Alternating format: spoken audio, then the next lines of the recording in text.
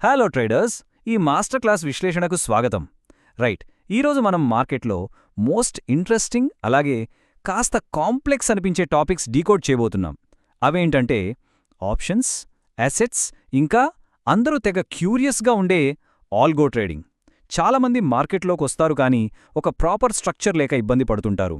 So basics నుంచి advanced automation వరకు అసలు ఏం జరుగుతుందో ఈ సెషన్లో క్లియర్గా చాలా సింపుల్గా చూసేద్దాం.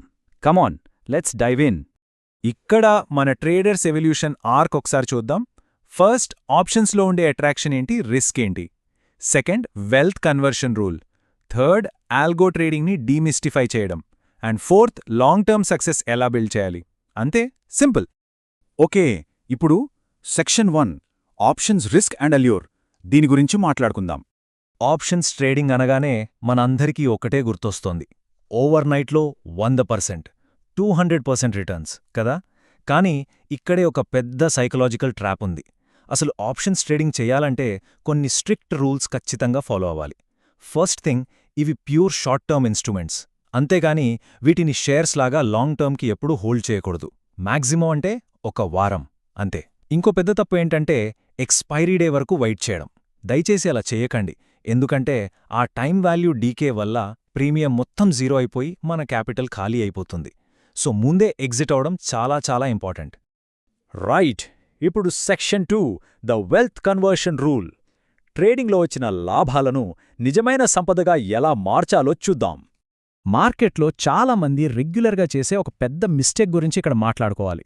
ఆప్షన్స్లో కొంచెం లాభం రాగానే ఏం చేస్తారు, వెంటనే విత్డ్రా చేసి ఏదో ఒకదాన్ని ఖర్చు చేసేస్తుంటారు. కరెక్టే కదా.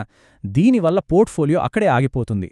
యాక్టివ్ ట్రేడింగ్తో లాభాలు వస్తున్నా లాంగ్ టర్మ్ ఇన్వెస్ట్మెంట్ లేకపోతే ఫ్యూచర్కి ఎలాంటి సంపద క్రియేట్ అవ్వదు. ఇదొక పెద్ద ట్రాప్. మరి సొల్యూషన్ ఏంటి? ఇక్కడే ఒక అద్భుతమైన గోల్డెన్ రూల్ ఎంటర్ అవుతుంది. అదే 25 to 35% రూల్. మనం ట్రేడింగ్లో సంపాదించిన లాభాల్లో ఖచ్చితంగా ఒక 25 నుంచి 35% తీసి పక్కన పెట్టాలి. దాన్ని సేఫ్గా ఉండే క్యాష్ ఈక్విటీ స్టాక్స్లో సిస్టమాటిక్గా రీఇన్వెస్ట్ చేయాలి.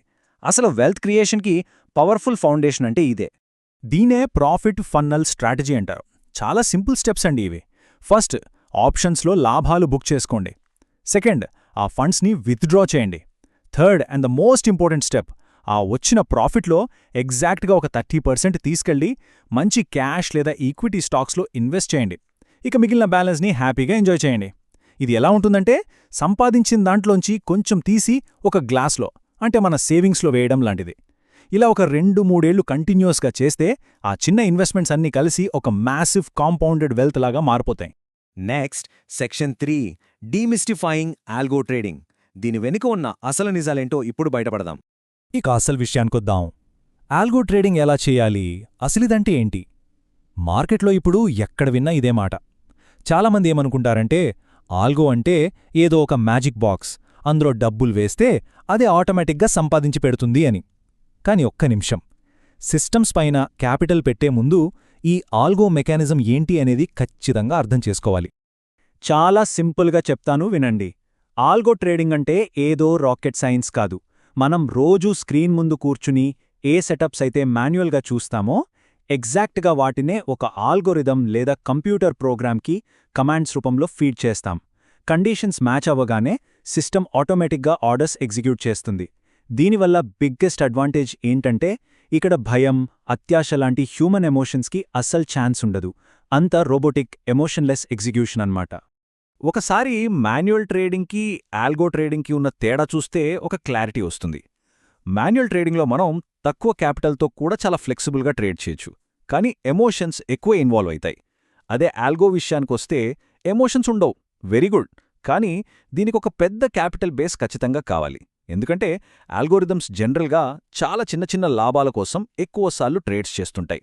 మనం చిన్న క్యాపిటల్తో ఆల్గో చేస్తే ఆ వచ్చే లాభాలు కాస్త బ్రోకరేజ్ ఛార్జీలకి ఎగిరిపోతాయి. సో ఈ పాయింట్ ఎప్పుడు గుర్తుంచుకోండి. Finally, section 4, building long term market success. ఇప్పటి వరకు మనం మాట్లాడుకున్నదంతా ఒక్కసారి సమరైజ్ చేసుకుందాం. ఈ సెషన్ యొక్క పవర్ఫుల్ థాట్తో ఎండ్ చేద్దాం. మనం ఆల్గరిథమ్స్ వాడినా లేక ఆప్షన్స్ వాడినా ఓపిక మరియు లాంగ్ టర్మ్ ఈక్విటీ ఇన్వెస్టింగ్ మాత్రమే సంపద సృష్టించడానికి అసలైన ఆల్గరిథమ్స్. వినడానికి చాలా బాగుంది కదూ, కానీ ఇది అక్షర సత్యం. మార్కెట్లో సక్సెస్ అవ్వాలంటే కాంప్లెక్స్ టూల్స్ ఉంటే సరిపోదు, అల్టిమేట్ డిసిప్లిన్ కావాలి. ఒక పద్ధతి ప్రకారం క్యాష్ ఈక్విటీలో పెట్టుబడి పెడుతూ పోతేనే ఆ డబ్బు కాంపౌండ్ అవుతుంది. ఆప్షన్స్తో ఇన్కమ్ జనరేట్ చేయండి, దాన్ని ఈక్విటీతో వెల్త్గా మార్చండి. ఇదే అసలైన సక్సెస్ మంత్ర. సో మీ ట్రేడింగ్ జర్నీలో ఈ రూల్స్ అప్లై చేస్తారని ఆశిస్తూ సెలవు.